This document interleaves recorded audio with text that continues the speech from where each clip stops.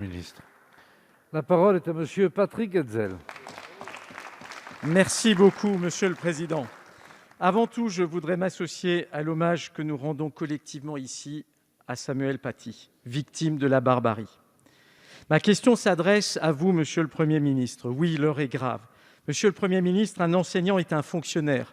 C'est un représentant de l'État et un pilier de notre République. En tant que chef du gouvernement, vous vous devez de protéger tous les fonctionnaires de France dans l'exercice de leur métier. Diffamé dans l'exercice de sa fonction, menacé de mort pour avoir fait son métier d'enseignant et victime d'une véritable cabale sur les réseaux sociaux, M. Paty aurait dû automatiquement bénéficier de la protection fonctionnelle des fonctionnaires. Il avait d'ailleurs prévenu sa hiérarchie et déposé plainte suite aux menaces dont il faisait l'objet. Monsieur le Premier ministre, dès lors que la diffamation le concernant était avérée et connue de sa hiérarchie, pourquoi l'État n'a-t-il pas pris immédiatement l'initiative de lui accorder sa protection fonctionnelle? Et pourquoi sa hiérarchie n'a-t-elle pas porté plainte au nom de l'État en même temps que M. Paty? Je vous remercie. Merci, cher collègue. La parole est à Monsieur Jean-Michel Blanquer, ministre de l'Éducation nationale, de la jeunesse et des sports. Monsieur le Président, Mesdames et Messieurs les députés, Monsieur le député Patrick Hetzel, vos questions sont bien naturelles et c'est les questions que tout le monde se pose lorsqu'il arrive une affaire comme celle-ci.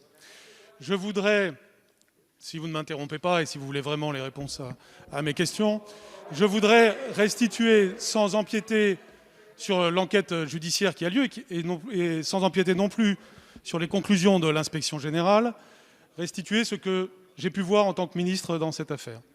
Il y a d'abord une première affaire, qui est le trouble qui a été causé par des parents d'élèves qui considéraient qu'il y avait un problème éventuel avec le cours de M. Paty. Dès que cela a eu lieu, la principale du collège a été totalement solidaire du professeur. Elle a fait appel aux équipes Valeurs de la République du rectorat. Ils sont venus, ils ont travaillé ensemble et M. Paty lui-même a considéré qu'il y avait une bonne solution trouvée grâce à l'appui de l'institution.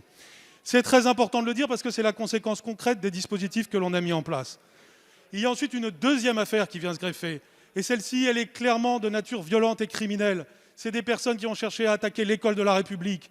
Et ils ont cherché à l'attaquer en se greffant sur cette affaire. C'est-à-dire un parent d'élève a fait comme si sa fille était concernée par l'affaire alors qu'elle n'était pas dans ce cours. Et comme il était lui-même relié à ce que nous connaissons maintenant, eh bien, s'est mis en place toute cette logique de violence qui malheureusement a eu lieu. Et donc ils ont cherché une occasion de créer de la violence et ils l'ont eue. Bien sûr que M. Paty a aussi été soutenu dans ce moment-là, puisque dès qu'il y a eu cette vidéo, il y a eu donc diffamation et que mardi dernier, la principale du collège est allée avec lui au commissariat pour porter plainte. Et bien entendu que s'il n'avait pas eu cet assassinat, il aurait continué à être protégé par l'institution. Bien sûr qu'il aurait eu la protection fonctionnelle. Et vous savez très bien que c'est ce que nous avons mis en place, par contraste avec ce qui pouvait exister auparavant.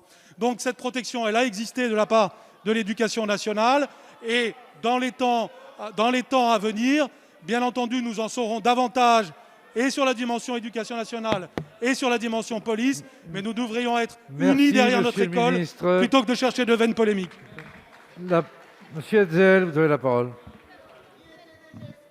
Merci beaucoup, Monsieur le Président. Monsieur le ministre, j'entends vos réponses. La question, elle est très grave. Faites-vous le nécessaire pour systématiquement, en pareille situation, protéger les enseignants? Faites-vous le nécessaire pour les soutenir? Les enseignants se sentent abandonnés, Monsieur le ministre. Il y a les discours, nous attendons désormais des actes. Merci.